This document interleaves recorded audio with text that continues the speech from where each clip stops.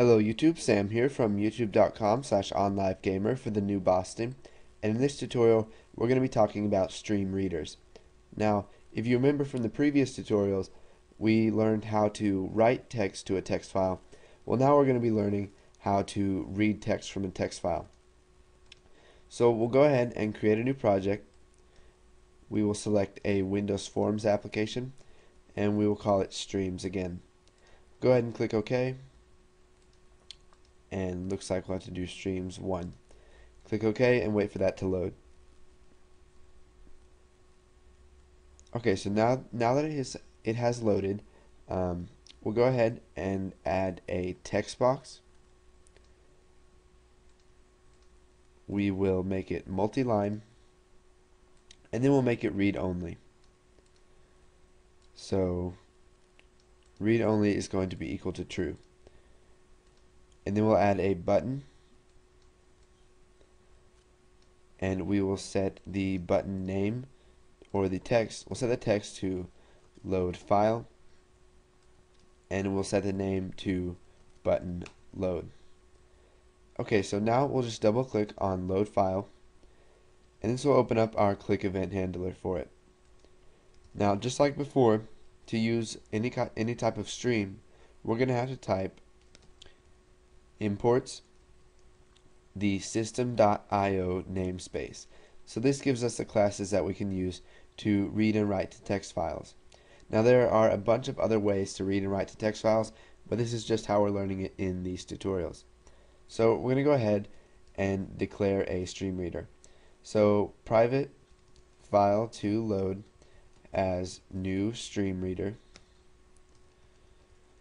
and we'll go ahead and set the path of this to the same path that we used for the last tutorial. So we're going to get myfile.txt in the G drive.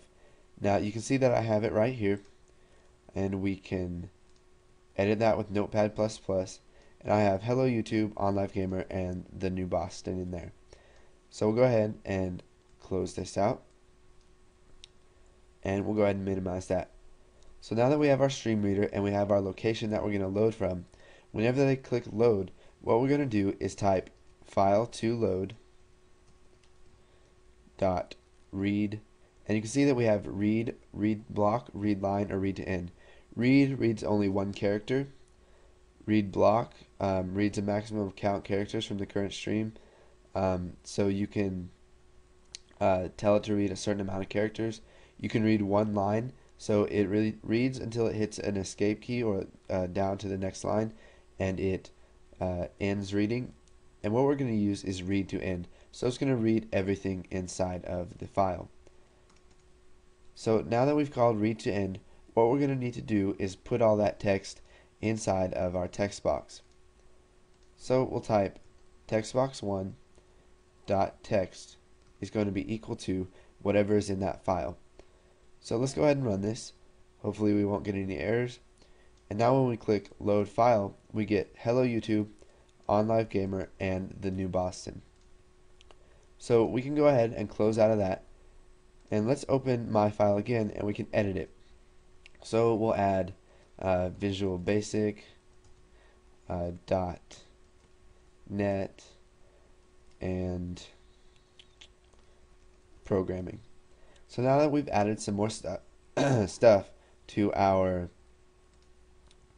text file, let's go ahead and run this again and see if it shows up when we load the file. So you can see that when we load the file, we get Hello YouTube, OnLiveGamer, the new Boston, Visual Basic, .net, and programming. So go ahead and practice loading files using a stream reader. You can also load files in, add stuff to them, and then save them after that. So that's what I want you guys to do, is make an app that will do that. If you don't want to, you can just go ahead and move on to the next tutorials. If not, and you make one, feel free to leave it in a video response. So thanks for watching, and stay tuned for the next tutorial.